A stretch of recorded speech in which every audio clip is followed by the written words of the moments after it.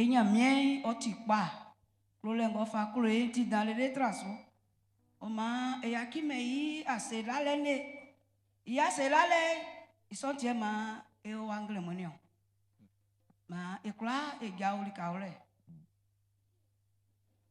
afible waju ke anyanga che bali enya mien mama le waju ke bo anya so ibo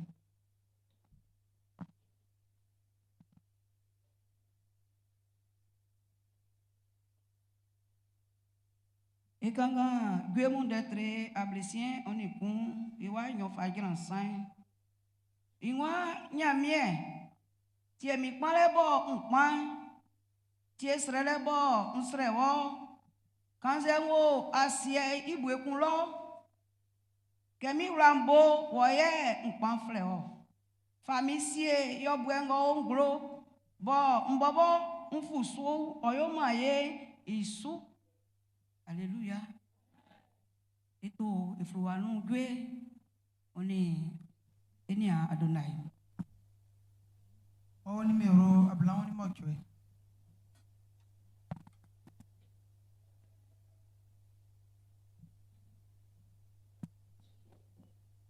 Mi fait quoi, timide, mi va.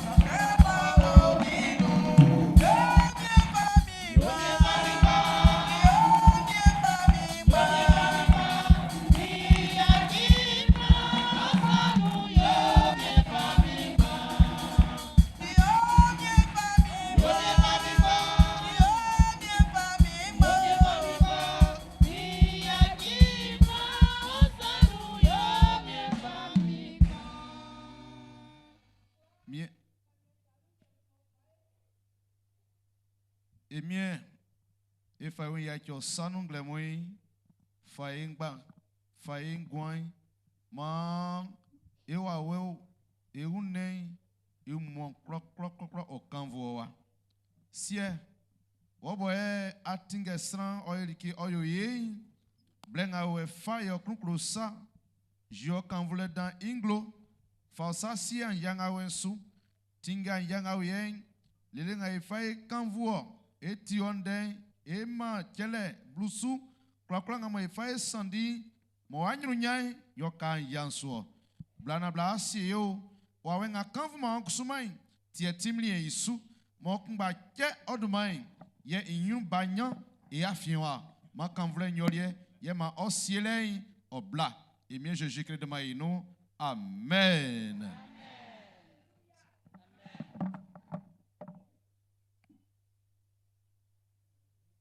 Allô.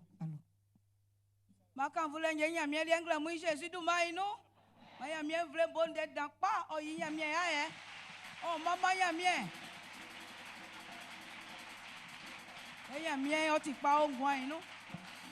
Nous avons que nous ça ma écrou jo ma eu pas jaé. Y'a ma y a cru jo inglo.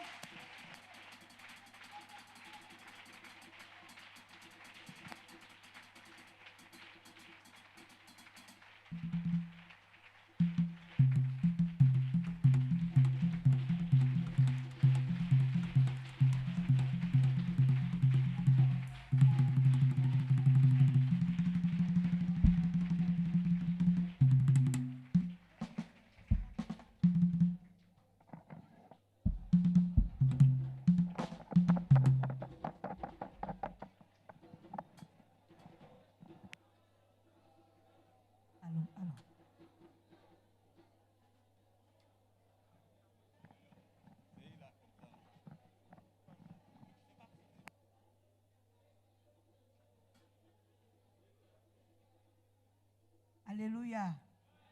Eyo eni anga besu esu nyama su mekusu eyo belike. Ye era besu dan pa e kungle mu Jésus du mai no. Mai ne esa susana eni ambelike. Makan vule nyo nyamielie mai guase. Blenga e wafa esi nyamie unye ela e nyamie iase. Ke kanga Jérémie d'être ablani ngla iwa bluni kun iwa anangama kani de kun ekun iwa amuwa kundanga mbu mbobo miye nsio akunda pa yembu yi amuwo na akunda te nkundeke amunyuru ati oyowe. Alléluia. Kule nga ya miefa kule otidan eni asienga su eni anglole uma srango kla kule kenya miesa mobu ewu akunda pa kenya miefa bu ewu akunda pa nyo. Alléluia. Ewu akunda pa nga moya miebu itia mangle mwi ngwanu gwegwenu enyuru nyo mai nesu na elanya miase.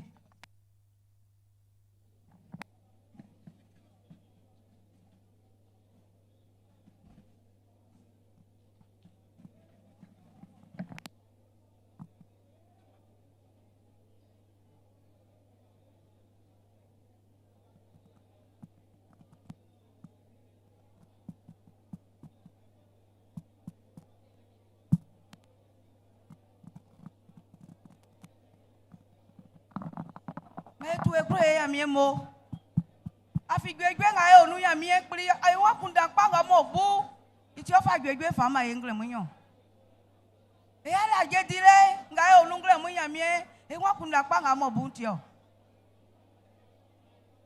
pa nga ya mie fa be ma emu e wa kunda pa nga mo bu ntio yuma nga e di e wa kunda pa nga ya mie bu ntio o fa juma so mu fa ma yo ma e la ya mie ase.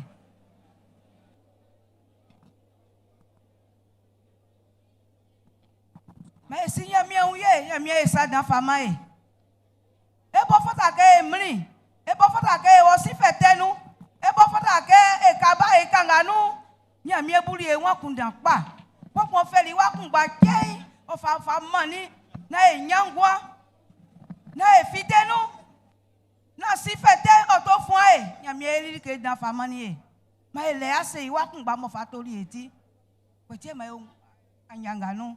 Mais si y'a mien ouye, mais y'a mien mo.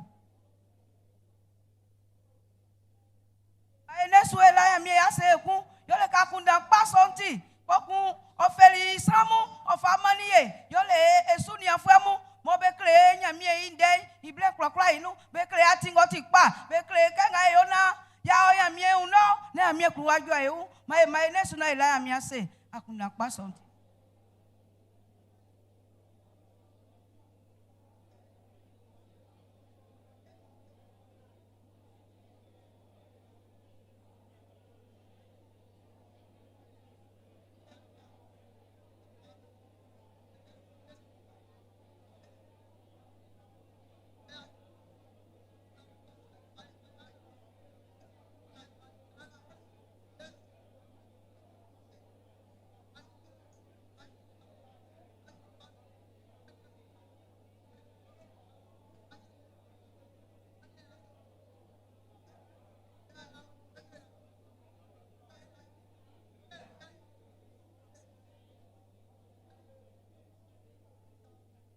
Nya evle nga onu ya mie bu nwa kunda pa sonwe okra ke evle so osaki oma esiko su saki ma yo le ke akunda nga ya mie bu evle so hun o ti pa ye ipa so ye inu ya evle iso o meti ma ne so ela ya mie se evle nwa kunda pa bo ya mie kunti.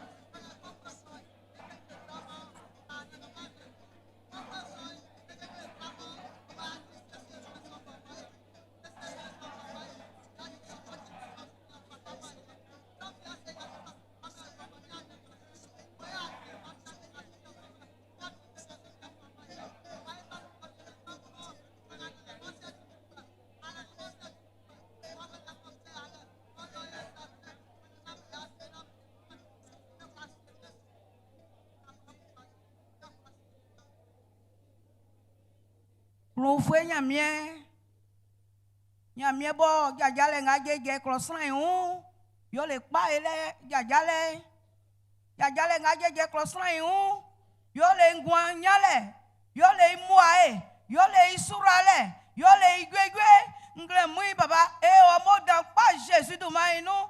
E fa kra ni fa e mao. Jajale so oni akunda pa so ali akra nga mo ken bo sai enwu inua engwan benu enwu isolie sanga e obebenu gwabolo jumadi ure benu enwu nyamie ijajale pai elika satinige benu aurolo mambe ngwanu baba fa monye mo dan pa ngle mui Jésus du mainu yenga e ma baba se alama wa se esi ma e tio baba ekloke esi wo unye ekloke unga e ma idangoti baba na efa monye mongle mui itie ma ya yonyo mamo makanvule masena mayeile oyemie oli titi Jésus du mainu amen bien vle ngole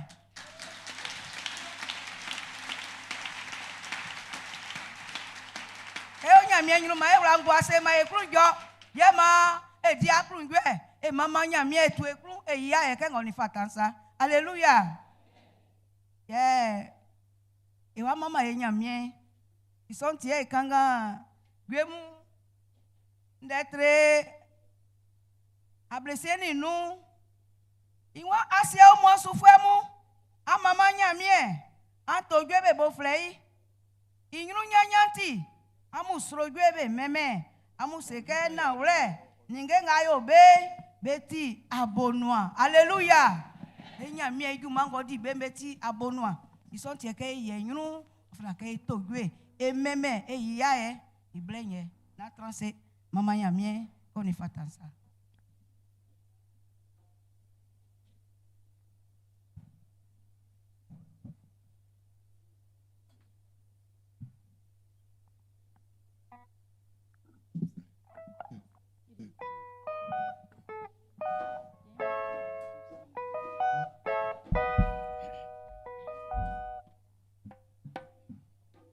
Alléluia. Alléluia. Et ce Dieu m'a comment et ce wa manya mien. Sorti dans ma trembling. Assez.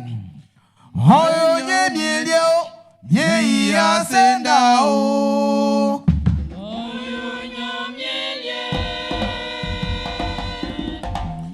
Assez. Moi nye mielio. Mie ya senda o. Mie ya senda o.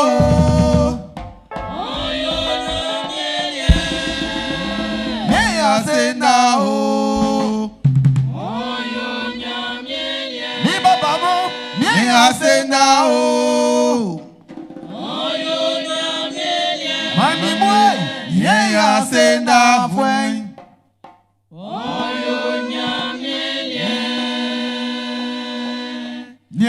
Itema yongwanu ao likanje niene yongwanu seke ofinya mie yo ase oenya mie leo mie asenda o oyonya mie asenda o yo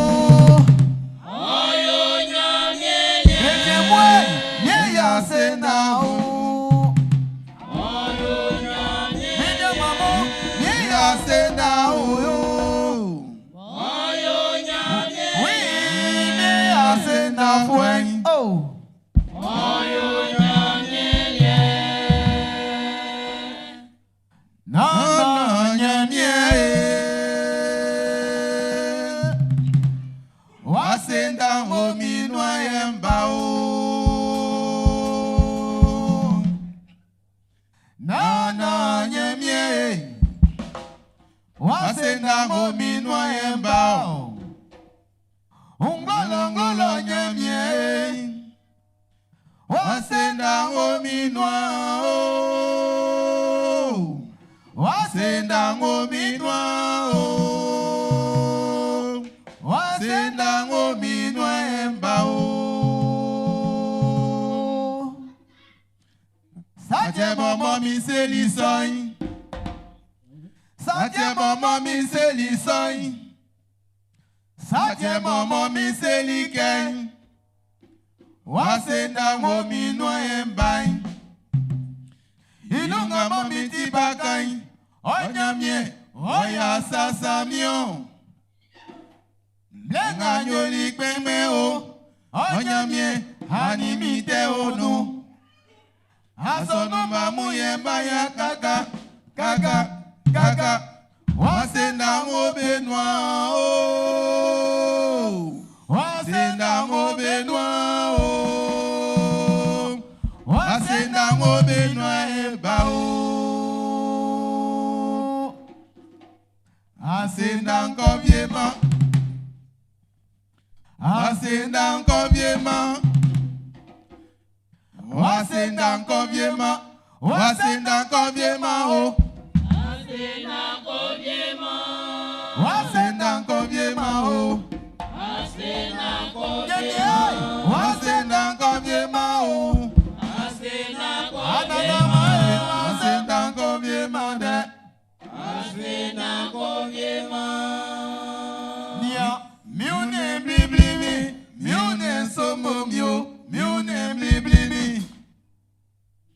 Miune bliblibi. Miune somo mio. Miune bliblibi.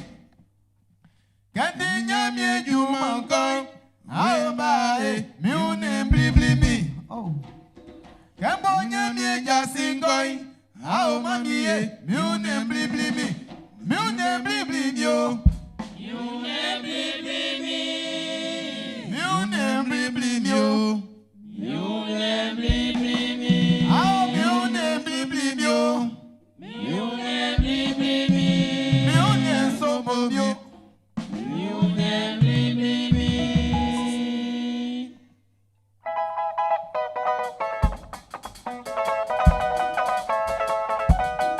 Demo nyemi asena wo mi no tiemba.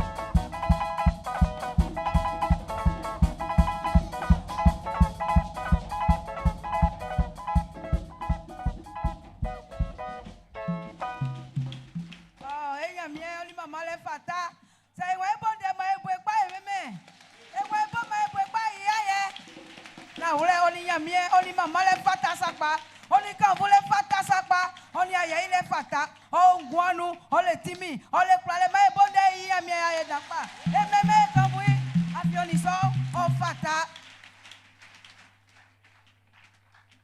Alléluia. Blengo ye kloke esi e a ofu nga bo besunia beni Yesu ya nya ne kengo heno.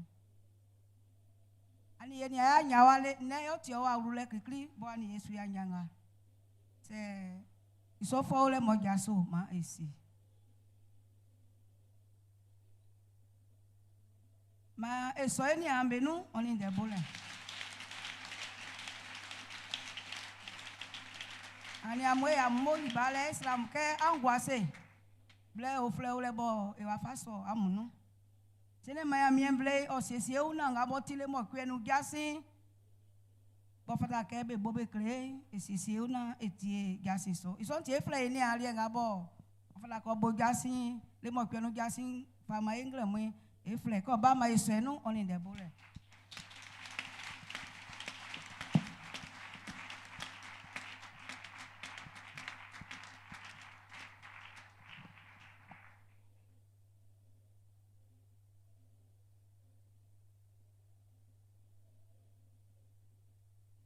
Alléluia. Nyamie invle nglemu e amumo e amukula e la moi c'est mi Jésus-Christ du maino. Ma nyamie ya voici le sakba on yekula tranglemu famille sans Jésus-Christ du maino. Blengwa du ke ma yekula esi Yesu na maiti ele mo tu enu jasi. Ngalie oti ndeu saufle. Ye baba ngabo e benia jasui be benu ato nyamie invle. Ke be kula ngabo e be ulu aja inoi be bulibe akunda. Ye be webe klebe duma. Ye mami ngabo e otrai baba pasteur o klelik o trelike be kula be klebe duma ijasu na be siesie se sraga bo be klebe duma so be son li be abusu akunda ko ku chenga bo e fara ke be so ajalie be pe so chen be sie ko ku chen kumba so inoi se be strati blo be strati ablao iso chen li inoi be ra be suli ka wole isonti be kula ngabo e be kundeke be uru aja nu vie ndega oti be kula be lie. Alléluia. Ye ngali oti nde nu flanle ye baba ngabo e be ni anya isui be ngwe mbole che kasien anglo kula ngabo e uru nui mole che kasien bo be toli dumake mole che bo titi dele ye baba be we iso mole che lie isino ajui ke bobo le mo tue nui ofra ke bonya mi ja si fe ke ko ina be ga bo be da simanya mi ba sinya mi na ibo eku ya sunya mi lika ore ye ke ibo ja si fe soi ke bo be kula ga bo be so be nya mi nui ke mole che jumo ibai ma isofo mu ye fabe na yimba ibla lika ore ya sunya mi lika ore ye baba mu be pe ora eku ke le mo tue nui asonu ga bo ye afiewa be oye Jolache oni yache srele owa likeklele owa sak eku obo ibo ndoswa donsien oni bue kokon odran domo tue oni bue boy baba be toli dumake oti suklu boy bane asu makpa masoy botnale mandimanti koku be kulaga boy be kundeke be swambe bo be uka be srewa nukusui ble olevier belie oti mlache obo ibo mlache do mo tue koku ovie mindisu be kula ka bobe kundeke be ukabe be swambe bo srele noi isofwe be kula be treso srele dalie ibo ye ngalie tie ukale ye baba ka bobe ndia ukale isui be wen be do ato nyamie invle umwai ke anglo ga ewo nue ke bolibo ikemba krikri boy fa juande mole che ikemba blue oni soi kale ngabo krisifwe ku ofara ke otani oti ponu blue oninyo yabe kalibo gwasukejo anglo ga bobe selimu anze black abobe seli se kalevie otan li osu na wakura to man iso bleule ke asonu vie mayikura yejura blele wongwalo yekongwe baba meun ko ku ye baba moy be ukai be kle wa fanga boy fada ke yetoni sokale na nyamie iduma wanya kanvule siani niemu jasinga boy ye baba oni mamimo be fa malie ke yebo ngremoy yata bonye ndumai beflem kwa ya ojirom manyamie ora ikura isu emi Jésus duma no oiso amen.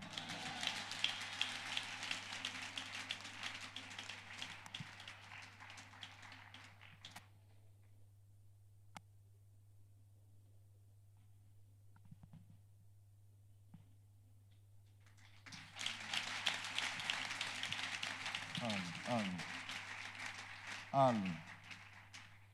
Ma quand vous voulez nous Jésus-Christ de maïno. Si un niamon glamon niamolike eh bien Jésus de maïno. Et baba surintendant à son point mikla be amolike. Na nglamoi jasi viembeu e sanoa.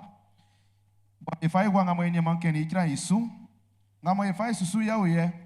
E silia e klok e baba boti asonu semai isu pen e baba Noël ngesa ingwa oyo nyamien vle ilike oyo emo oni juma. Na asonu semai ele e suklu mbeu likakongo mbenu.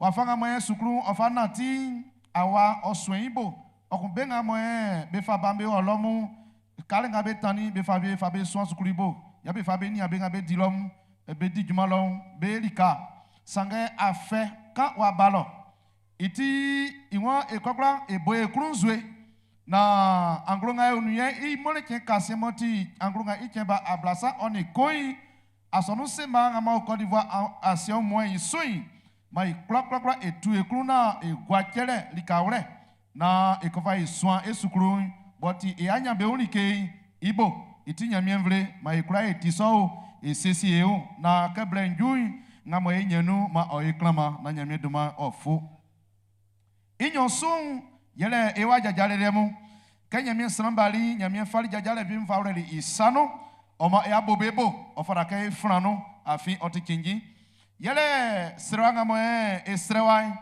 sien ken klok kefe kisie mo faju fuei kabeske ngleun do na ni miniti ablana oni noi e yawa esrenyamie oko vianu kabeske do nsa bobo france ke 15 e yawa esrenyamie oti black moe oti kingi boti nyamie vle ifanga urale Naure, benga mambe ba anza benga mambe sui sunya nui e unke stranga mo igina bo sui stramu be noni like kpakpa onu stranga mo oni asuna oyoi yanu kale iti esura e unfanga na ma ke donju ma e bla benga be sunya nu kusuma isui ke donju ma e tinge na e kotolo na in benga be wasonu swanu wai e strenya mi di kawre klama esi obuli akunda klama kaina ya nyenu akunda kpambe ya setralen oyiri isu frua iti frua ole se awato kongo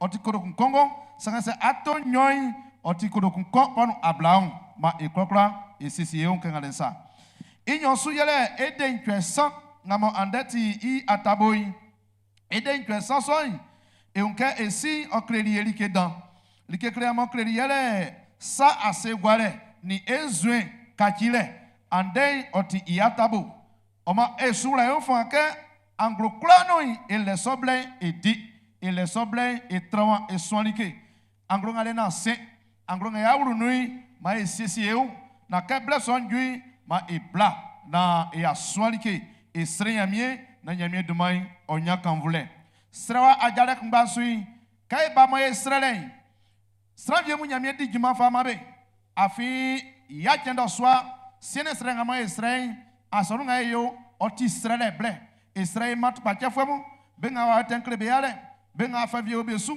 benga like vie wa ketebe ngwanoi Israel mabe yo ka Israel so se nyamia di juma sra vie ngwanoi na fiasu bla e mama secrétaire e wa di la lonkle na otreyase okun ete inglonzrano kokun nyamia domai oi da ngamo osusu ekoi yele anglo nga yauru nule sien esike anglo kla ka yauru iya chen krikri ele isu trale bo oti nukpa kiwa ansan inukpa kiwa ansan akpaswa krikri oti pierre I akpaswa benga me be klastrema dangboko I akpaswa nyosui oti Moïse I akpaswa benga me be lefanga oduya fien okun akpaswa sansui oti Jésus I akpaswa benga me be klastrele alie ochebe Oma oti jasi kumo oi feda blenga mo eboy angronga ya wuru na refleke septembre ikemba nu ya ken kikri ye yawa okun ebubu e unu san kai ba esiesie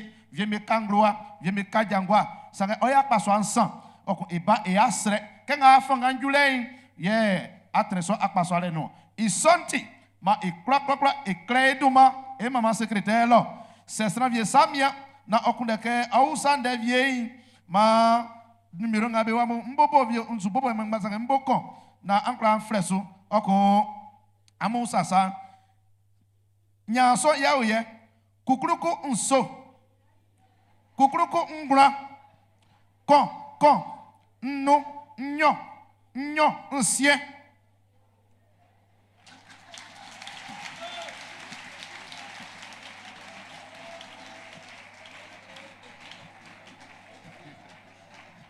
iti na ikra ebwabwa eu na bless on yeklama hallelujah inga fa susu ekunya oye ke esunya mi ekolen ka fo no ko besi ka fo no wa vie ifoda ke ela nyami ase iti asonoi esi oni ekra ngamo etinga sonoi oburi akunda ke fada ke emanyami mvle ible na otuikru ola nyami ase akunda ngamo nyami fa ora rimo etreli ase ya oye angro ngamo efreke novembre ikemba ngransoyi ye edi juma dasonio iti mai krakrakra ebobo ehu na ke blesson jui wa fanga ya mediri juma manio amabe ngwanu awin ngwanu aji ngwanu njinale so bla na lanya miase bo awon sesi lebo don awensu ke ko na ke blesson jui wa iklama danti manya mien o kai yo eboli kasio ake nyamie isranga moyo ni kokra esuai nyamie omeli moai omeni bla pekon kebe jali badi afwe abla ngamo badi nyamie fawre be akunda no be awren suri be kokko kese be la miase oti suklama oma bafiama su beteli ngloa nyamie ngwasire no anumasi yan ambali entraîni ibo mbobo asonu kpengbe su e baba secrétaire délégué be kranga beti kpengbe nyo amummo nyo amukla nyamie mvle ankranga ambali nyo amummo nyo amukla mo nyamie ora musu oti moaye ko nyamie wa pe iba e afiwa nia oti sanzoli edan stranvi nyamie atiki wa kundasu akra e wori evie se blenju awun nyamie stran hu akra se ala amiase stranvi boboli na ju atra afabla aju afabla sangwasu ansa stranvi na juma ikra soi akunda ko nyamie ma ye sura le ko ya afase ya afiwa iti nyamie mamu nna mo se ye ngamu yeri na inu akangbe kaye yan ka juli blako mani atike se stranvi buri akunda kakunda ke oeli ke vie ma mi sran okra jinglo e abome jo ke yan kanyo sangen huni ke sran vie mu oye ke ofuri benu anze kamo ya kamai okun tike be akunda masu yo se obya wa na awense ke be fran nu nye sovie ihun blete ole ina sa changboko akra nwe si hu akra frei sanwa e nyanu sanwa e like vie nu ihun ati ole klama ngamo ya me fasi wa ngreso na fiaso jinglo na nyamira aso ngamo ifa ukaso ma esoe baba dan no oni ade bai na be afa be anie ifa be ukaso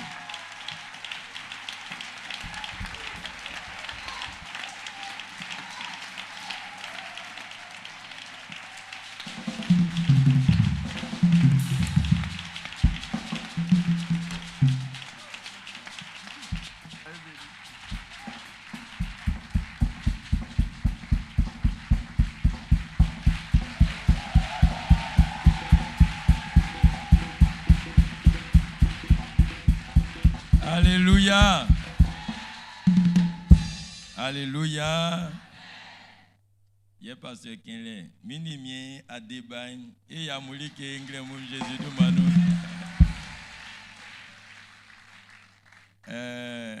Il a amioncé afi oralier sous sa pa. Kaye bo akunda imuni ke sran pangpang pa bia jain orasu batrafua blaun bobo.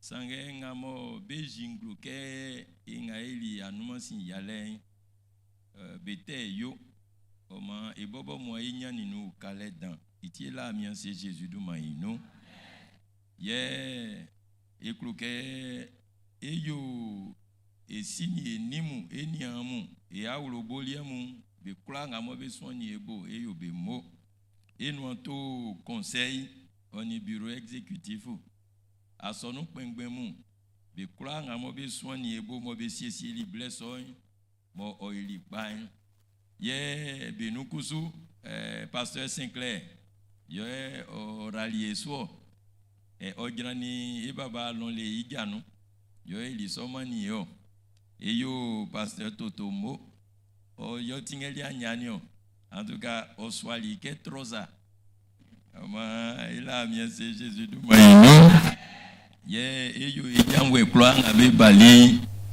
e yo bemo ye a sonu mamo be atrani blesso ibo benga benyani beti mo be bali mo ba ba nye ngbenkusu be fali be sanuli ke be fa la liam yense e yo be kloa be mo o ma blesso o ili sura lelike afinya mien aussi que kloa e montan sous le mo e pita e un sura lenvie o kankan e kloa alléluia o ma minimiji ira inu ke nyamie oyona benga be na loi janu sura le son kambe Jésus du maïno nyamie yo ma benga ba loi janu kusma o etende na o moi Jésus du maïno nyamie yo ma alombe nous fondi tranou alage tranou clolet tranou famille Jésus du maïno ma nyamie tike ajayanwa na ikla e diaklunjwe na yaklunjwe o iba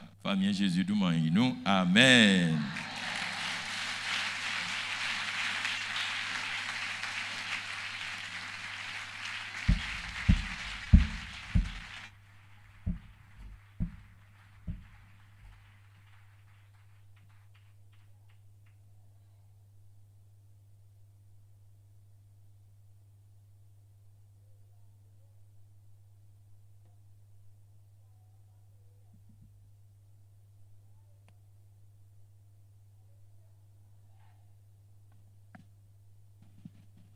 Alléluia.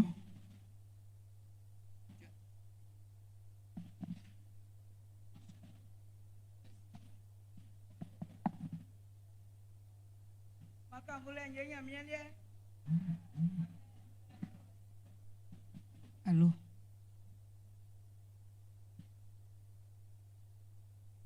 Blengo ye iwama enyamie ilike isonti ebebo nyamie ase nangamo eni aviemu belali nyamie yenga nyamie elibe isu e baba kwa kuble oni ya urolie be ambe la nyamie ase be si nyamie uye yole ke nyamie rali be ma mesu o ma be suklu o weli nyru ye be wali kwa kusura le nyamie fali bepese ofa keri bakanso ma kan vule oyo nyamie lie yo sonti be abesi nyamie uye bela miase oni sika kuto blu oni nu e molie amani yangi akusunwa ola nyamie ase yole ke aunyale wie otelisu okleri yale nyamie sramu passe mbe srebe meni o ma wa egwegwe isonti osi nyamie uye ola miase onisika kutokun ablan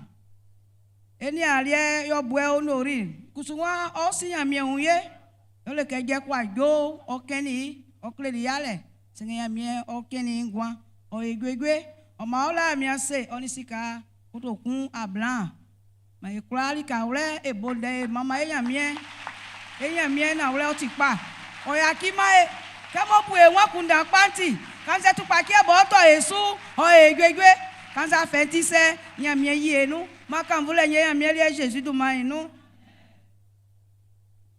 o makai kanga mala shinde trensan iwa buru nwa amuningenga amunyei ngoti blususa pai amufabe kogwei miswa inulo na alietulomlomlo amusami sobenia sema tikema nyamie sulo yanu ama mama amu alléluia ngle mwinga bo asesieli boti yo blusu boti ukrokele afama nyamie blenye fana jaso okele maifa ikele mna igao ilaya miase ele miso Alléluia. Alléluia.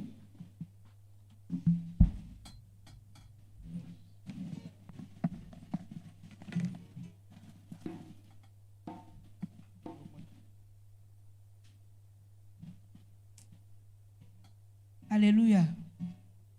C'est ma iguassé.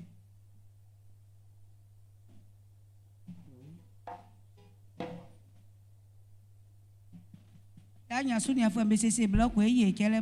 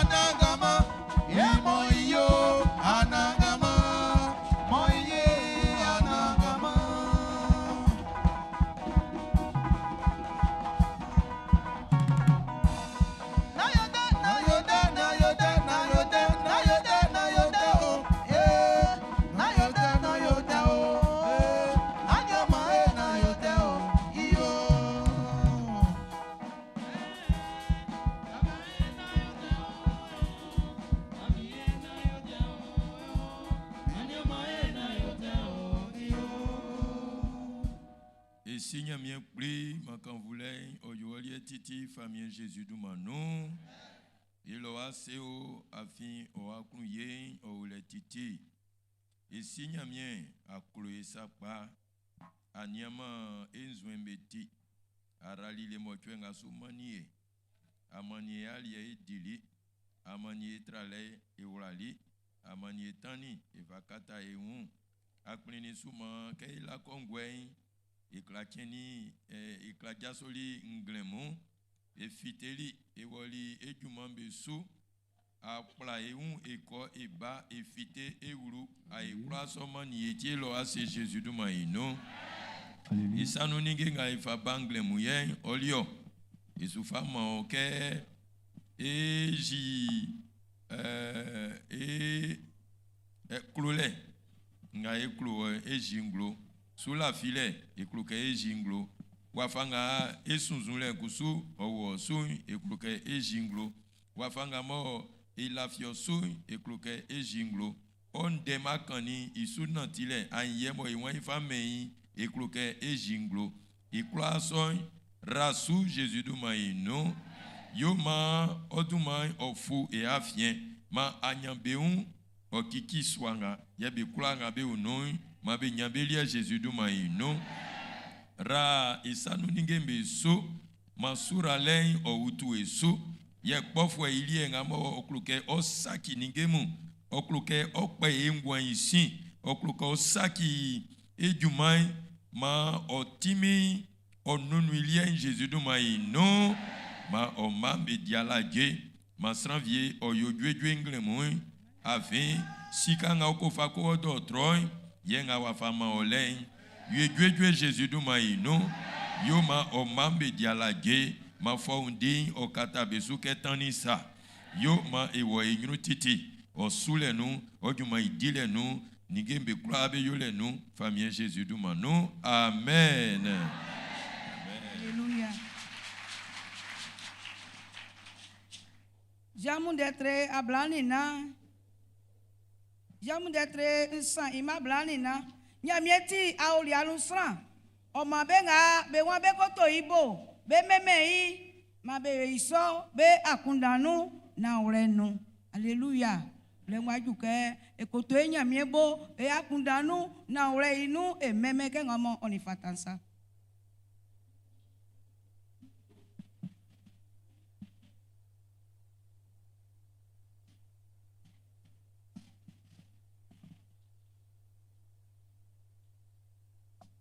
Anangama iklufwe onyajema. Anangama iklufwe onyajema israkolente ole. Anangama iklufwe onyajema. Anangama iklufwe onyajema israkolente ole. Lika kwango ten, oji klufwe inglo.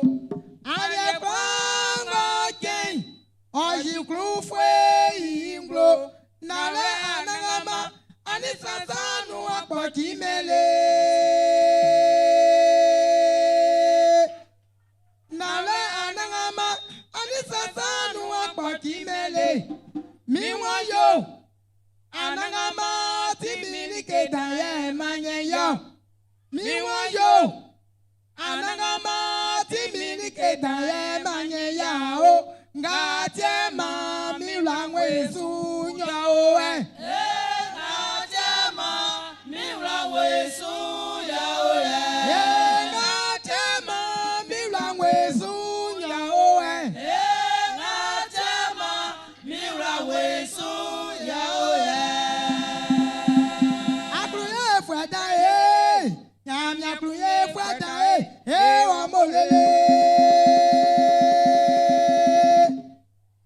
Akluye fwada e,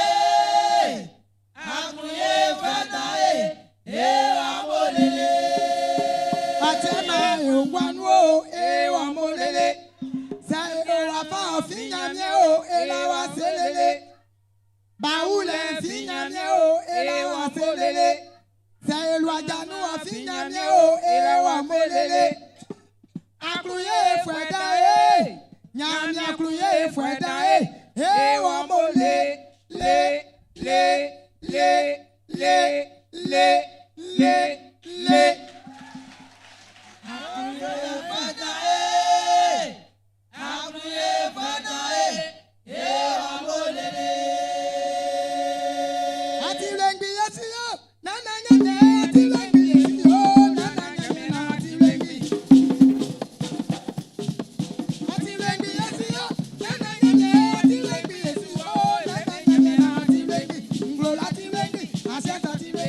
Bola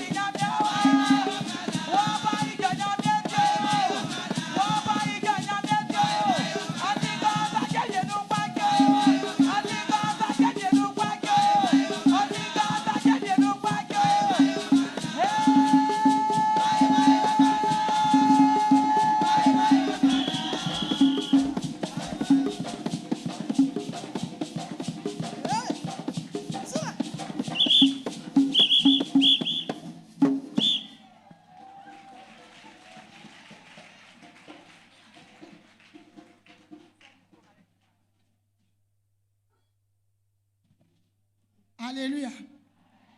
Et ma maman a mis façon au fleur.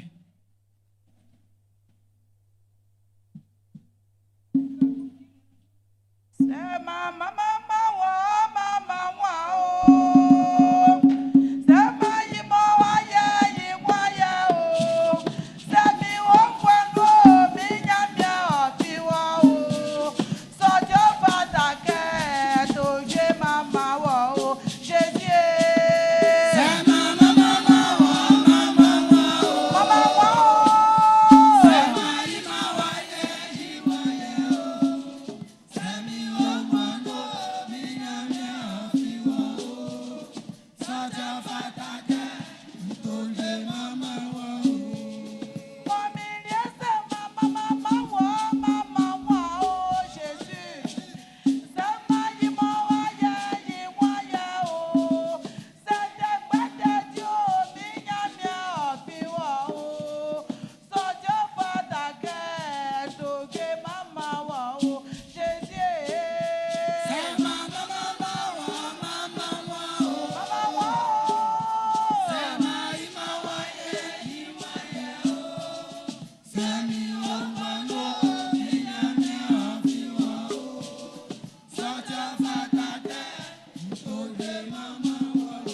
C'est ma maman,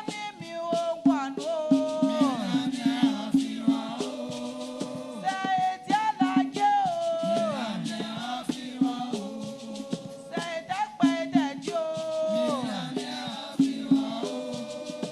oh. C'est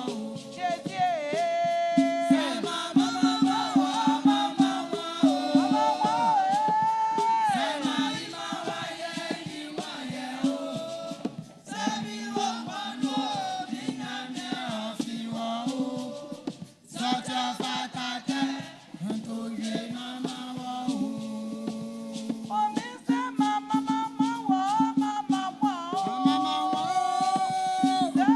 yima, oh.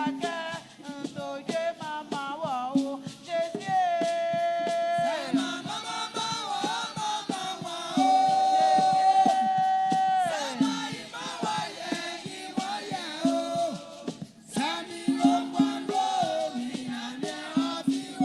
So jo patake, to je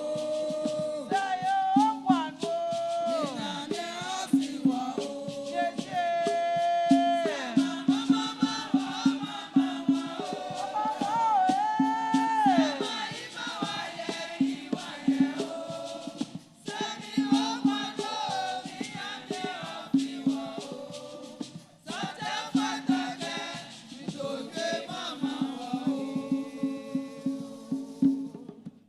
Mama nyamie.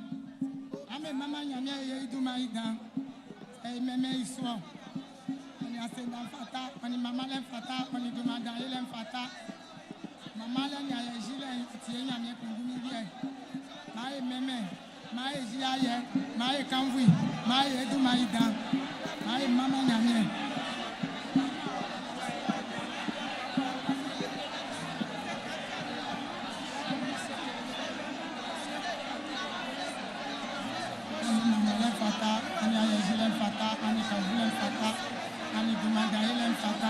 Say mama wa iswa, say yobu maga iswa, say kambuwa iswa, say joaye iswa. How do you get ita katakale nyela senswa? E mama duma, e aduma ida, e kambuwa duma, e joaye. Nyamye mo kape peduma kwa kuaya jatre. Nyamye mo kape peduma kwa kuaya jatre. Nyamye mo kape peduma kwa kuaya jatre. Say mama wa iswa, say joaye iswa, say kambuwa iswa. Ani mama le fata, ani yeji le fata. Ani duma da ile fata mama male nyolie ma ye jile nyolie ma kanvu le nyolie ma duma da ile nyolie on y fait ça Jésus Christ duma yini et mon et joaille Jésus Christ Jésus-Christ de Naïm. Alléluia. Jésus-Christ de Naïm. Maman, alléluia. Jésus-Christ de Naïm. Amen.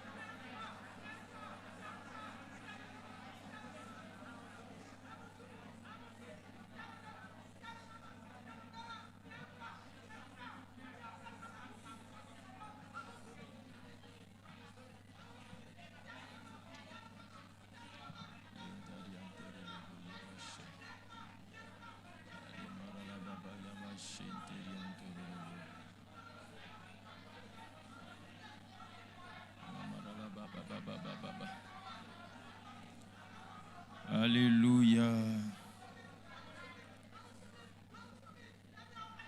Alléluia, maître con.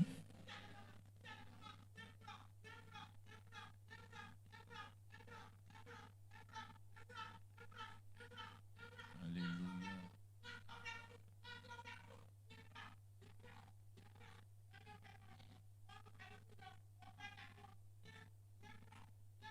Alléluia.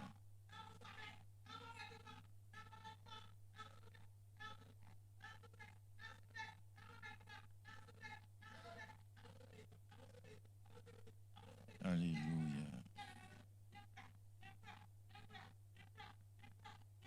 Ntianangama. Alléluia. Alléluia. Amen. Amen.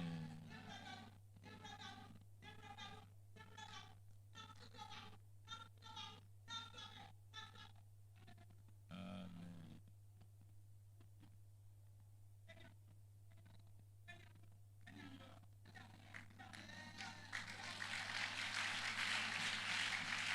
Alléluia.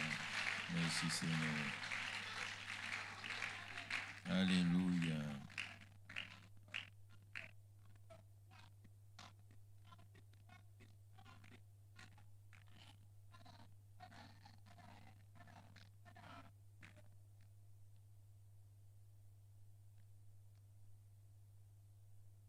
Alléluia. Nyamie iwa wenwe afien. Amen. Nyamie wama esui. Alléluia.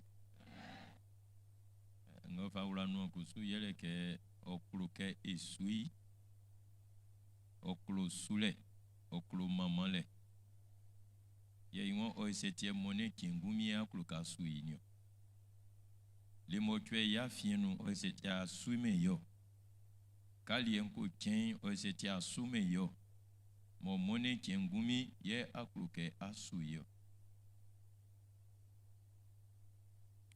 nyamie klu mamale okluke isui yoti na ulenio yo klade yo kenle oni onu oma ngla ifanga ma emie enyi ke ba mone ngai yele oti su sangele mo twe ya fien ma ifa enwe matanya mie sule nga ufata ke sui ma sui le mo twe no alléluia manya miera Yesu Jésus du maino maika e usunena ikangande ngamo ya nanti su o liki Luc d'être blunignon imam twe ofagiunglan Luc 12, versets 8 et 9.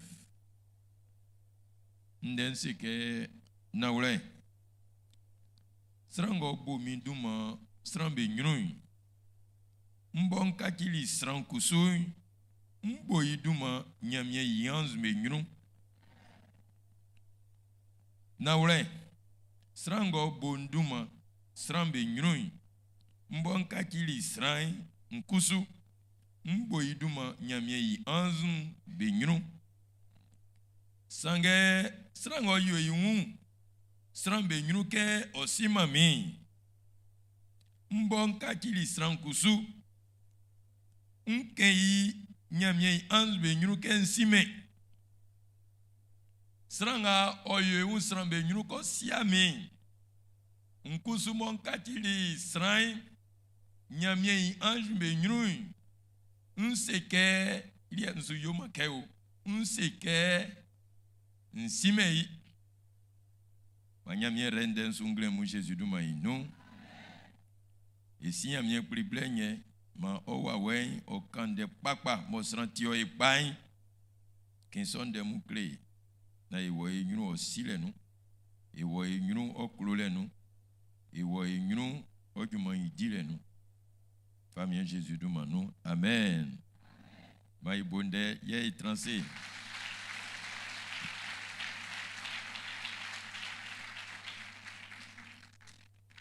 Alléluia. Nyamye mani ya tinke et son li ke le mo twenga nu. Omande otia tabo. Blenga nyamye fa mani ye et quand ils ont kakilende okun et quand ils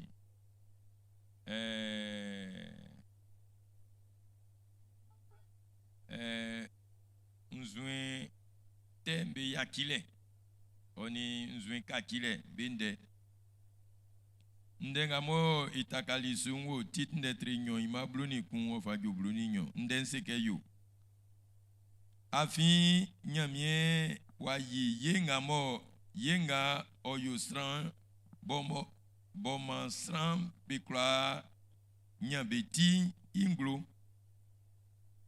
yenga bo nyamie isran bo sran kla nyeti nyamie jilinglo alléluia yesoy bomo sran kla nyeti nyamie yilinglo kebe yilike nglo okle kebe wi bekla ken betinga niebo nyamie bobo oyilinglo yesoy boy yili yenti boyoli yenti okle ke eyaki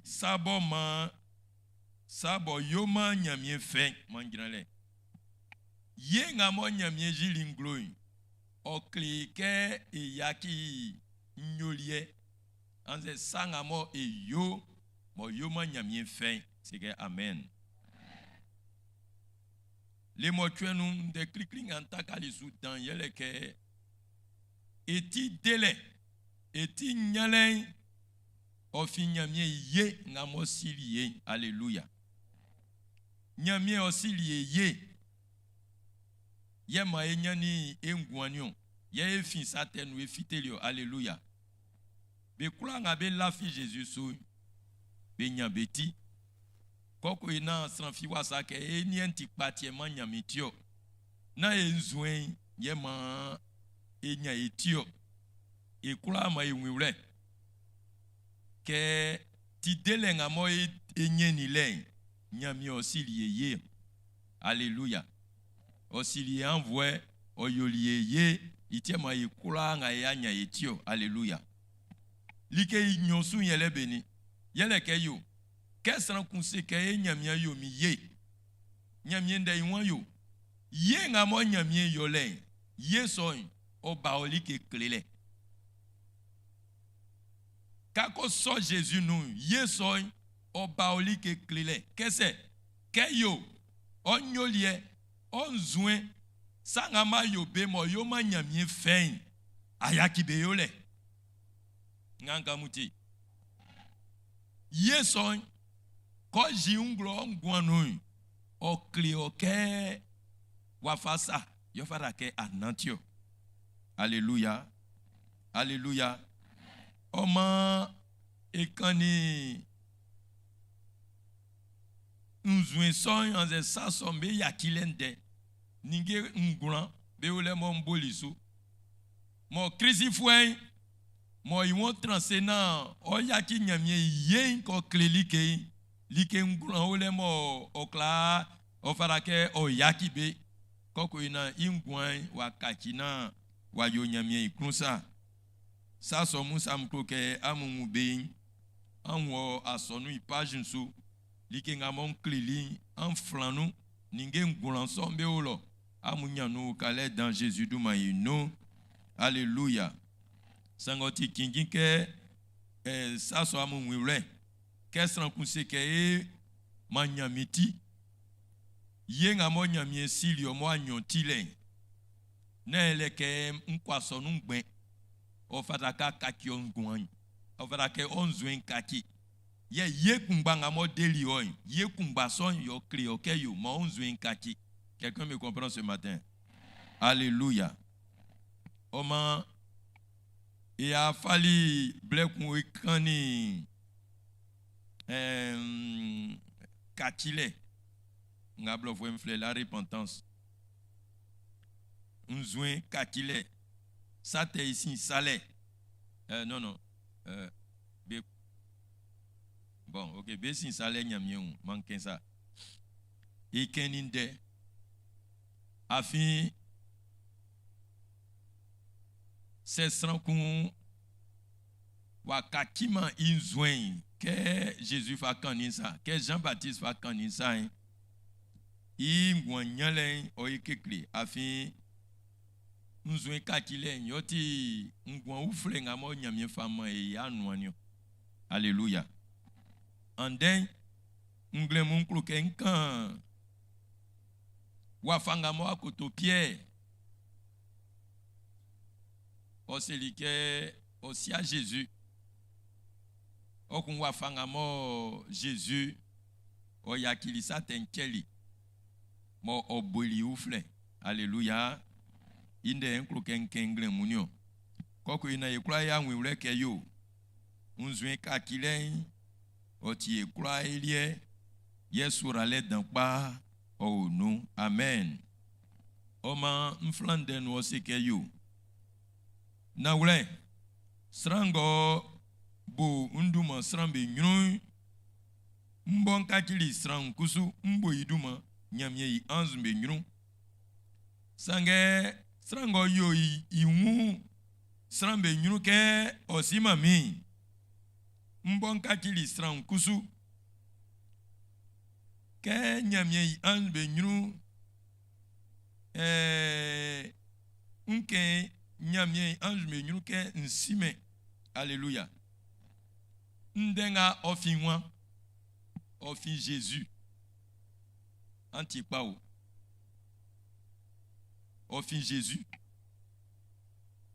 oma Jésus ndeliemu eklasia so akproa neo Jésus wanyo sranga o camion de o kensran be nyuko simi nkusuma nyamie sulo nsekensi srango seko siami nyamie sulo nsekensi me sravia seke kofin ke mo Jésus mo fangwa maman Jésus maman nyamie wanti Tiens, vieux, c'est ça, Julinan, c'est lui, sans bénir qu'un si à Jésus. Quand fin témoin, n'y a mieux délimité, soit du n'y a mieux sous l'eau, c'est cosimi. Moi, étranger, bois qu'on n'en pas, hein. Est-ce que quelqu'un me comprend? Ah, c'est que Kenya miwa démenti. Ibo kankeyo.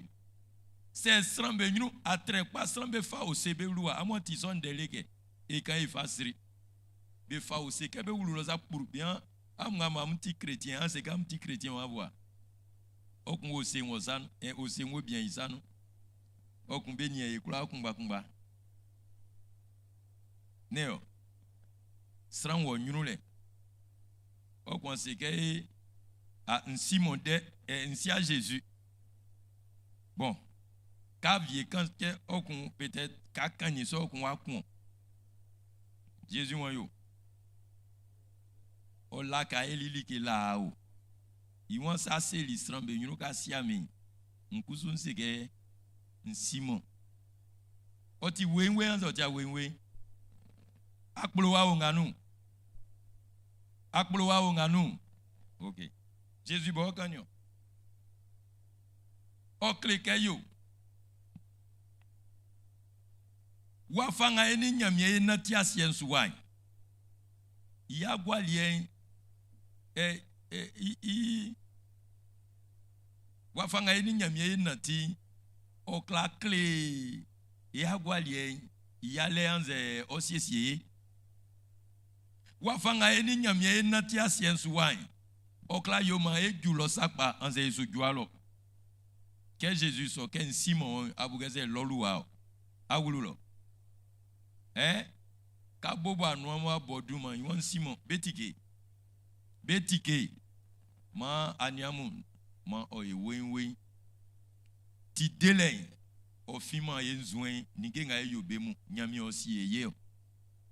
Itie nyani Jésus. Alléluia. Sangé Jésus kumba son sokeyo kema de oin c'est anyo ngwan su pain nse ken Simon aima ken kinsan non klamu yale afin yo klele travia c'est que kema nyanti nklam lien ku OK et kla la fi so sangé Jésus bobo soke sa anyo pain nse ken Simon aima nganka muti Jésus wa se strambe nyunu ase kasiami nyamye sulo kozman se ken Simon. C'est Simon kozman munavia su kaulu. Ndenga mo Jésus kenile otinde noni otike mla yewa kansa. Alléluia. Okun eko enyuno akotombe nu kunga ma onumo oti waka waka.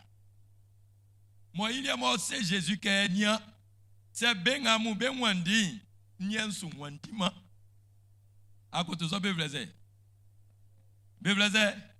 befle Pierre il wandi c'est ben ambe toy nien su Thomas c'est ben ambe kwaki woy nien su kwakimo afi nklo yen nafio supa kel nonule yen nonule. Alléluia. Que Pierre dit la losa en classe que ko di noisa na fisuko ko kinle na to ya ngune sunde ngo kinle. Alléluia. Alléluia. Sange que bien tra Jésus mo e o lukun de trabla oni nyono e kangande wo e ko enyuro akoto Pierre yo gien na ke sran ginyuru ni oseo na kesran ginyuru ni kweo bla. On se comprend? Bla qu'on habite c'est que wong a ngole ofanke anibe onuke Pierre zeze. Non. Msime. Inyosu iwan mwande panga mo klikli e classe que o fuli nu. Neo. Clicli et classe qu'on fouille nous, on m'a dit que mangeant pas. À très pas, c'est bébé Samy au Guillen, c'est qu'un si Jésus a fini à dire fouin sans moi et ni nati et ni dili que li kaole. Bon c'est li que c'est bien à me wandi, ni en sous wandi ma. Clicli à aller fouille nous. À manger c'est mieux pas. wasiesie un ogine iwa mantramie ngure imo buebla baby say ku iwanzu ndenga mukele bo nwe ure bo ze ayi iwa bo balen bien ben flak penyo sangele wa un flak penyo ole insansu bia bise ile bo sieni bo sultan otanda Kenya enye na yanule aniamu mwenga osuyo sambien Pierre mwele Pierre ti srankumo ingumi olesa na ke inzwenti pa na ke oyeli ke patie oseun ke ofala ke nyo Jesus son frère ibobo olesa yenyamie yoye okpeli alléluia Jésus wambo mien pali amo Jésus okopali Pierre Jésus boyo yo lié sange aniamu ndenga mo Jésus kan ni kese srankun wa boe duma srambe nyunu na oseko sime ikusu seko sime ka muniele o kan Pierre onzo su keme o kan Pierre c'est sans ans osu sans ans son kan Pierre dans su kama Pierre OK nyamie yo lié sange Pierre kungbanga mo ni be nantili nzra ne srambe nyunu wa seke o sia Jésus ay Jésus kuzuma wanze sango se srambe nyunu ko siami nyamie suloi un seke nsime akoto Pierre ye imo bubla pensan na pe kungba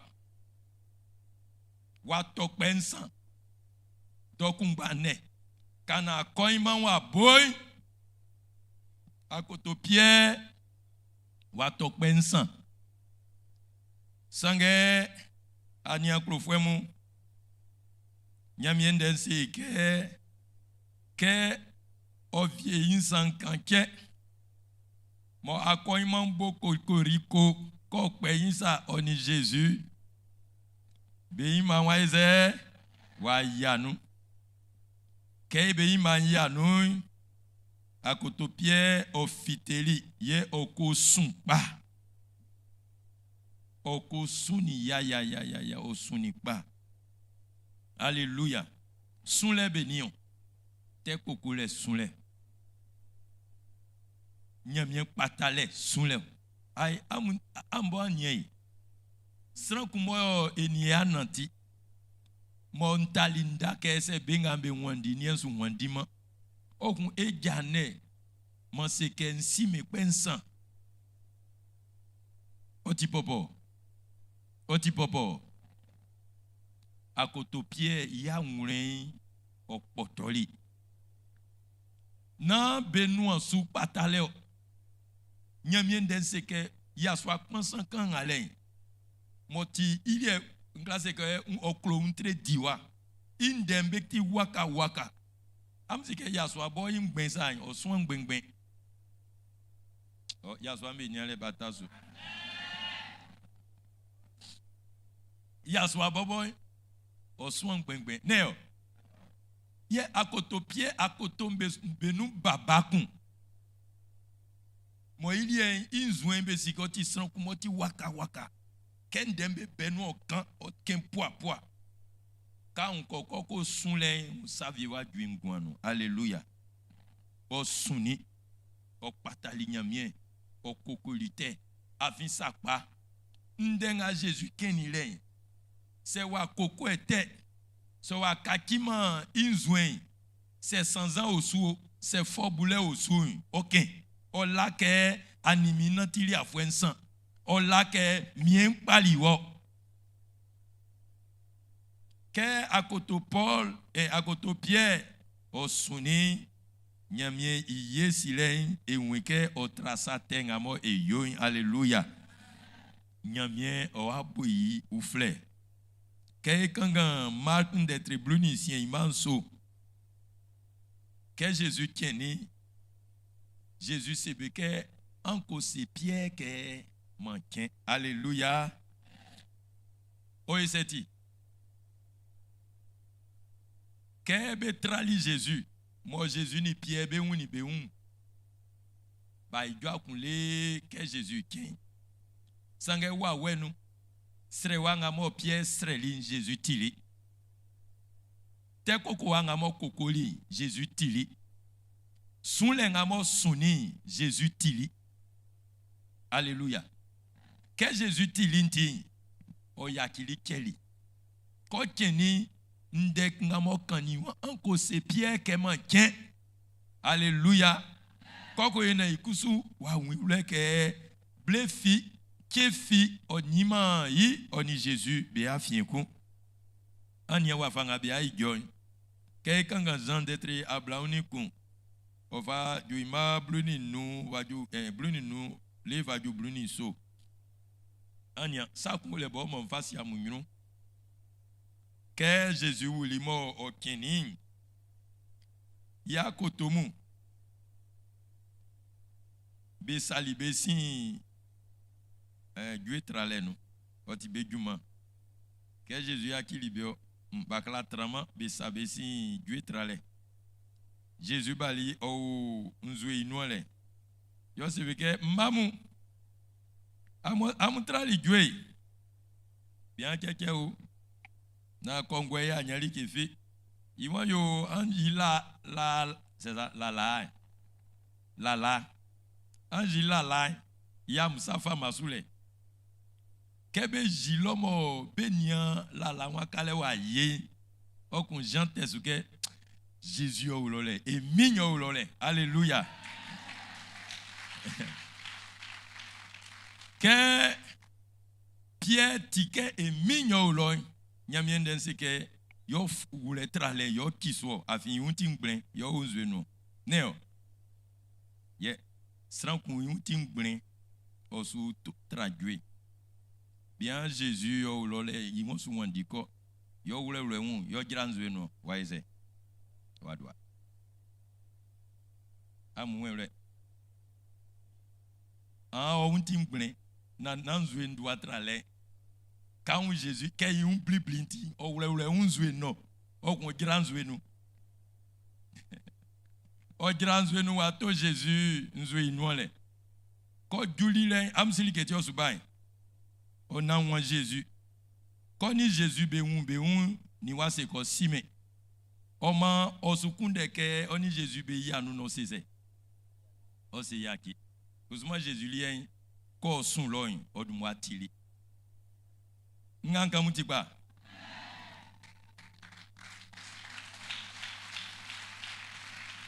Jésus du moi tili ka koto Pierre dule ke iwan sinye amlema duelo ni Jésus wa si pan oni sinle iwan due ngama mutrali envablement et qu'un a dit wa maman Pierre Blake aussi que yaki afin ya moulenoi on unike wa kukuite na sanga mo juli o Elia. Alléluia. Alléluia. Jésus dit que koko était sakba c'est sanga e yoli oti esu na eseke yaki oti sra viele koko était pe bru. Ya nous mansin sous canyon. Ça tout li kwe. Kebe kan kwe tout lende o amure wa pa ki o pro. Nyamie aki on tout li kwe. Kali e tienbe kan kwe tout lende pro. Nyamie aki on tout li kwe. Oli e benien modèle benien ale.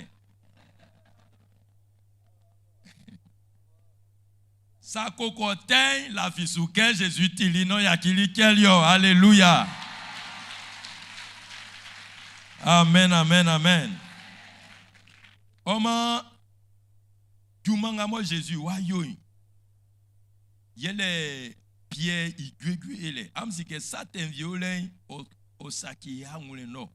Wafanga ebu akundain. Saten violo saki hangule no. Saten klasa ki stran yune akla bote klele o konsida wa trao. O une nye wa sakile. Kanze se nyamie akike o une saten klasa ki. Saten viole kuso kaki o saki stran kundain. Kabu akunda abu onke nyamie klo abu onke oli nga ile nyamie kla akike abu onke oli akla tran nyamie invlenu akla tran nyamie isrambe afien saten okla sa fa akuna tewlonu o majuma nga Jésus wa di nyele beni y a les pierres, il guégué, y a les pierres, il ouvre les bolets. Alléluia. Baby, c'est que, assis Jésus peignait, pensant, on m'a y comprimé, n'a bien meilleur, on dit comprimé, n'y. Alléluia. Jésus dit, c'est que, Pierre a clomé. Anya, ça m'a quand Jean d'être, Ablaoni Kounou. Nzranu. Yebe bi c'est que si Jésus a connu un quelqu'un si mais que Jésus bi c'est quoi sans moi yuare nzrane oelio. Obi c'est que Pierre a colomi trabe amui benga mobe ouen. O clique à koto me gingile be nyunule. Nzrano ya tolio. Nzrane kusuma nyamie monso. Quelqu'un m'a pas compris ce matin. Non, tu m'as pas compris. Alléluia. Nzra noe oseliko sia Jésus. Nzra ne kuswe Jésus soit yari o mensuo. Iwa Pierre aklomi trabe klanga be owen. Iwa ozozuke asike nkulo. O ake penyo yugun na re nyosunyo bale. Pierre aklomi. Iwa Baba, asike nkulo. Ke ote sukoni a renkusuma itozun. Ouka so monte. Que Jésus a dit c'est une sens que Pierre a colomi. Non, klata zukun a tozun. Osu digma ya ngulenu. Osu digma ya ngulenu. Osu digma ya ngulenu. Igweju ole ya tinyenga ole. Alléluia. Ye ndenga mo Jésus face Yesu osikeyo. Pierre sa kolomi. Iole nga onulen mfami boaba mungulo sanu. Nya enga mwelia sestran yo elike ten na iwe ya king. Ah ninge vi me ole pesu. But ma akima ke o sange ijwakun. Hai. Ma yakima ke o sange nko lokun. Ma yakima ke o sange enyo su ijwakun koko ina fami unde agogan class ran. Ele ke yaki e ken ninge meze. Okpesu. O sesin yosu. Neo. C'est que si moi qui manque ça est une perruque ou une femme mon coup. Oh, il y a une soeur qui est coupée.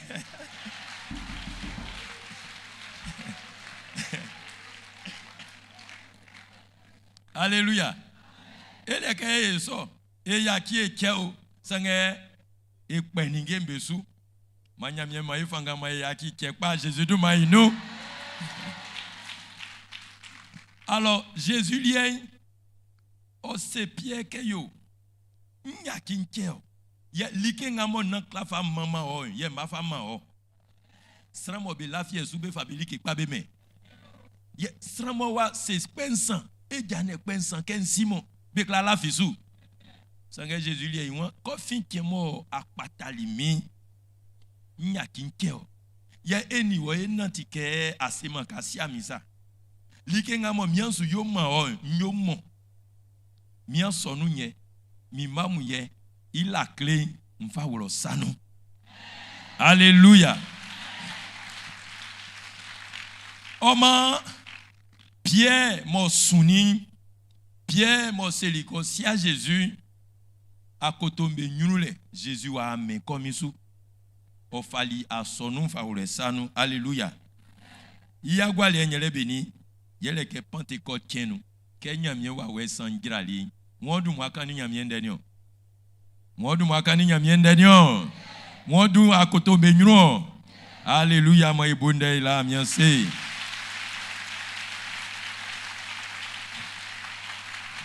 Alléluia.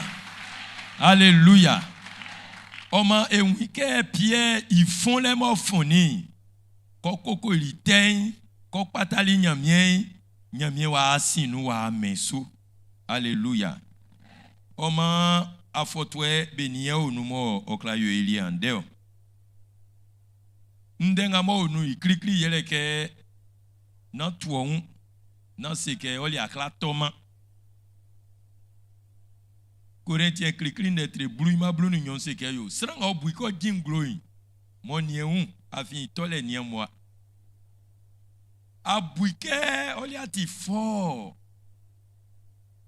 nyamiende nwania nyon pa afin otole onien moi akotopo epie wan be kuranga le be kla wandi sangenien okla jo ansuvie ke otobo wa wanu inyosu c'est ekoko ete sakpain c'est ekoko ete sakpain na eyaki sason iyolen nyamie oyaki okay anuma sin yili nukeyo unzwen kakile oyuma ke koko eten e kama ikoko lensu sange ikaki et si nyamie plin so kayaki ou bien au pasteur nyun pasteur nse nyamie aki afi nwali tronu ne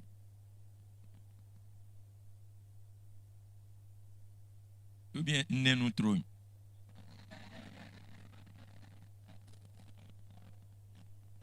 Moi nenu trône. Ok, trône ne. M'si amien aki. Moi li trône ne. Yo esra amien. Et si amien ple yaki yo wa isa tenke. Kaja so awo. Oh vraiment. Oli egbo no ya ngula. Srangu mo iwan wa wane na o se amie aki bo no o di million srambe kura be o alabolo be nya tele ke be yin ko translo pan o kun ile wa sin bo no wa mentali ensu ninga bo ba si epa onde onu se o kun wa faradi non te koko lengu mienya kunde ne le kema kaki minzwen kase ke e ma eten ovadake ayaki yole alléluia ovadake akaki onyisi osinsi alléluia ye se koko ite na yaki nkusu nyamie oyaki kei alléluia ye like nsansunga ekla trease yele ke nyamie osi e font les menus owla e fangan sranga sapa okukuite na osesi nyamie hu anwi wule ke o font les nu ka nyamie monsu o mon fangan tra la ma a lembobo ese ngan kan sran kuntivo sran kun wa wisole alléluia ka koko te sapain quand c'est au tolen au te boum. Allez, viens me lire, peut-être quand tu es clinglé. Ça vient me tima. Font les violents au te boum. Ça me croit petit. Bien, il est pasteur Wato. Série les violents, car série la côte. Il y a un problème, c'est que auto sa balao. Et parle moi ici, in de moukan. Ida selisa fia otosa balao. Nyamie si e a fembe nou ora ifanga. Alléluia. Ye rom fwem d'être nou imable on sait que quand a satin o trani les dents nyamie elise iye kusuma o bugwa. Nyamie yesilen o idan u kasu. Alléluia. O mami sini minimu. Ndenga ofin Jésus nous en il soit énantio. Na ebuike ngo ande. C'est folle tous les je les dile on dembe nou. Na ifa kangoa Jésus wanyo. C'est srambe nyunu asaka simi. Gusman c'est ken Simon. Yes c'est sambe juna e fon. Ole ici ciel atin. Alléluia. Ole ici ciel atin. Nous sommes sa tengama au nom. Sangue que Pierre, Sramoni Jésus, be matansu, be nantili. O klagrani, Srambe, nous c'est qu'un sia Jésus. Nous si mantenga ou non, sangue nglemou, nous sokeyo, sa kokote, na yaki, tesoy, nyamien, o yaki keo, alléluia. O yaki keo, ye, obo omone. C'est ça non?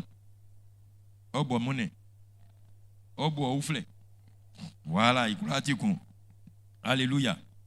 Oma ndekumbanye kan clamon. En kakia munzwen. Sate. Mo wenu ke wan ekoko ite e yaki. O fera ko yake pièce. Pièce suni. Nseli anuma sinseli ke nasrangba o classroom. Sange ma o amule noy o yo yake ailite nyamye. Mo yo ya. C'est au yoli qui fit na wle on club boebo pa nzwen ka kile au club boebo manya miewa wen otinge iso sambe no Jésus du mayinu ye Jésus au cloquet o mamusu no ba mon frère wasa ko ya mu blo o mandenga su kan klamungle muye ka muni en pierre mo o selikosia Jésus mo o pata nyamie mo nyamie mesu o fali ki pa wle lisanu ma esike ikula nga e wenkusu c'est foni, c'est kotolinya miena et kokoite et kusui. Oma yesu, oye oufle, ya ofali ke pa fawla isanu, Jésus du maïno. Amen. Alléluia. Alléluia. On klundeng alen. Amen. On klundeng alen afinya miwa bay fo boulet. C'est un okloke et wanyuna iseke o yaki ma ibdoiti ase ma jazo e jaso na isrenya mie ile ase oni ndenga ma ila mianse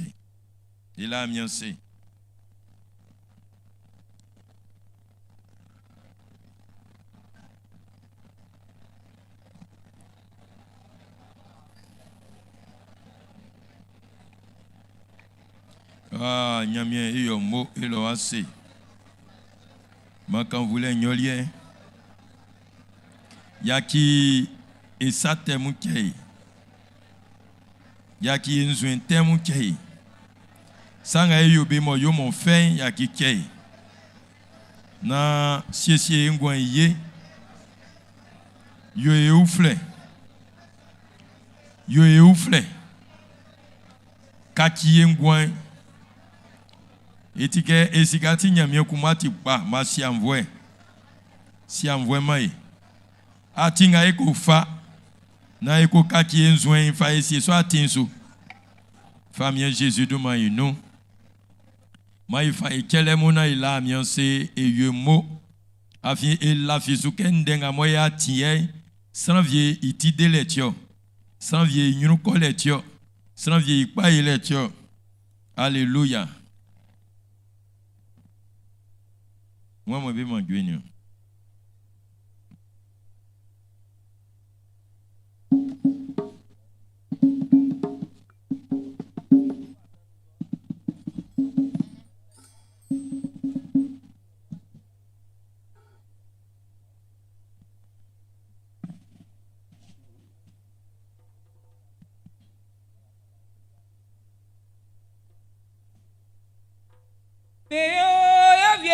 Namasura to fo yo ye namasura to fo yo ye namasura to fo yo ye namasura to fo ke yi gele yi vi namasura to fo yo ye namasura to fo yo ye namasura to fo yo ye namasura to fo be di juma di vi namasura to fo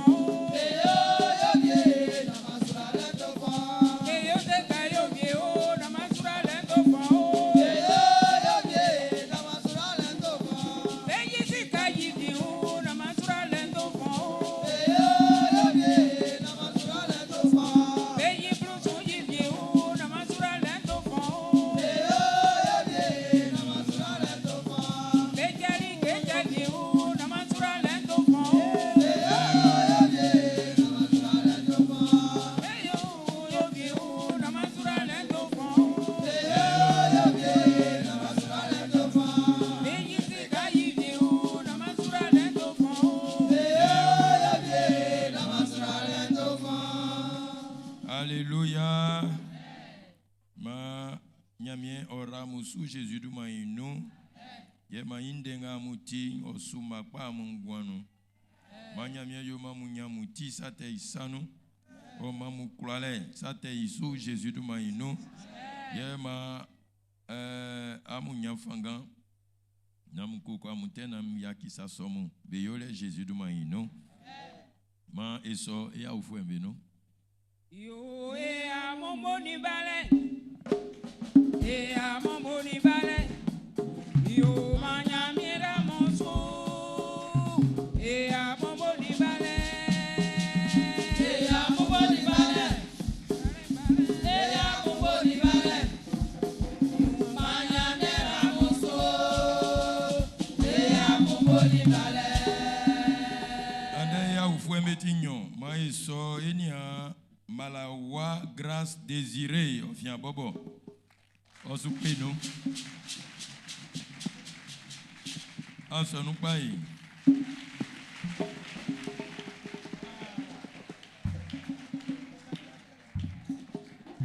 maïso enia galé à moins Georgette il y a bakoni eka maïso nous on se nous pas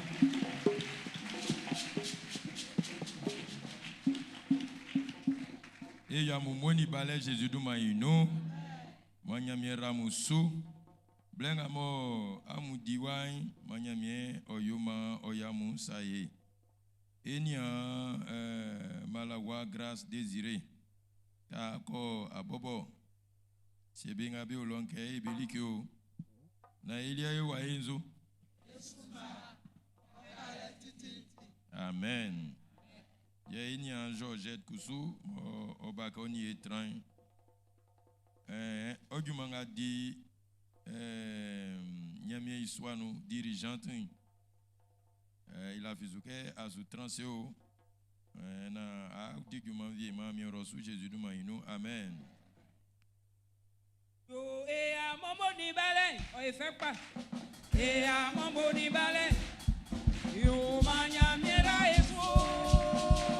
E a mambo ni bale. E a mambo ni bale.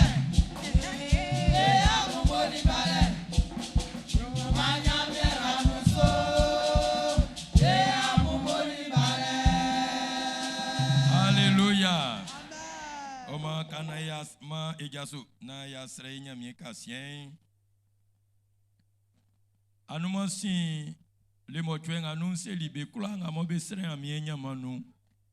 Mo bien be jikele isil ke yaman be ble oma ke anyanwa vie mo efite service d'ordre ancien gbogbo anuambe nou entre nous na be kula nga mo le mo twenu ke isrenya mien bien be jikele be la mien se vie mo isil ke ancien si lona se amuba mo fa ba e mamu ble ka mo fite enfa kele so enfa si gbogbo nou alléluia.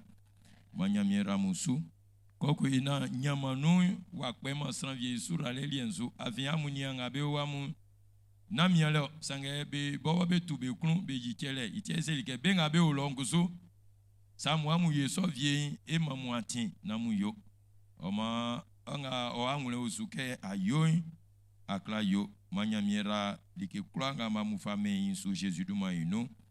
Yema otike anwa vie mamu nana mamu dila diale sange mansura len oyo mamu sanu ningeng otre owenyo titi Jésus du maïno maître mien et signe mien pli ma kan voulait nyolie ara li blenga sumani akpini suke bla oswanu e kan vu e mama oye etionde istre oke ndenga moi tili ma otran ya ngurenu ma owa wen onyewo yeke inati igokle ma ya ngureno ibua kuna papa mu ajale ngai ko fa na ko yaki satem ko keye feso ajale fa wala yenu Jésus du maïno uka isa pa ma ewo enyu na mo ike iko ijo patapata okun iwla fi nde papa nga kankliye li mo twenga ya kyosanu jole ya afan isonlike